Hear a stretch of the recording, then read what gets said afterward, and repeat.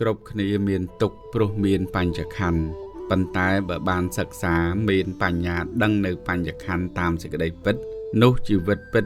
ជារស់នៅយ៉ាងសប្បាយមនុស្សយើងមានទុក្ខតាមផ្លូវចិត្តសត្វតែមកអំពីសេចក្តីប្រាថ្នាអ្វីៗដោយតណ្ហាទាំងអស់តណ្ហាកើតមានព្រោះហេតុដែលមិនដឹងនៅបញ្ចខណ្ឌនឹងឯងគឺថាកាលបើមិនដឹងដោយអវិជ្ជាហើយក៏រមែងប្រកាន់នៅបញ្ចខណ្ឌថាជាយើងថាជាខ្លួនយើងទើបត្រូវការប្រាថ្នាអ្វីៗគ្រប់យ៉ាងឲ្យខ្លួនឯងដែលជាទូខ្វះខាតរហេមរហាមសពគ្រប់នោះម្លោះហើយលទ្ធផលជាក់ស្ដែងគឺទុក្ខសោកចង្អៀតចង្អល់ផ្លូវចិត្តដែលថាជីវិតពិតជារស់នៅយ៉ាងសប្បាយព្រោះមិនមានទូខ្វះខាតរហេមរហាមនោះឯងនេះឈ្មោះថាសប្បាយបដិបទាជាបដិបទាទៅកាន់ព្រះនិព្វានក្នុងរឿងមួយមនុស្សល្ងងដេកកាត់ទុកអស់កម្លាំងចិត្តមិនចេះកែខៃធ្វើឲ្យចិត្តរឹងប៉ឹងមានកម្លាំងវិញឡើយចំណែកមនុស្សឆ្លាតចេះជួយខ្លួនឯងឲ្យរួចពីបាបទាំងចេះសាងកម្លាំងចិត្តឲ្យប្រព្រឹត្ត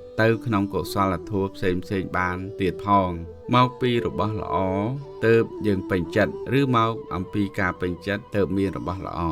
បើរបស់នោះពិតជាល្អដោយខ្លួនឯងមែនហេតុដូចម្ដេចបានជាអ្នកដតីមានការទាស់ចិត្តទាំងស្អប់ទៀតផងយ៉ាងនេះចំណែកវិបស្សនាថ្នាក់និព្វទាញាណរមែងនឿយណាយចំពោះសង្ខារលោកហើយបង្អោនទៅត្រេកអរចំពោះព្រះនិព្វានវិញដូច្នេះកាលបើយើងបានរកឃើញថា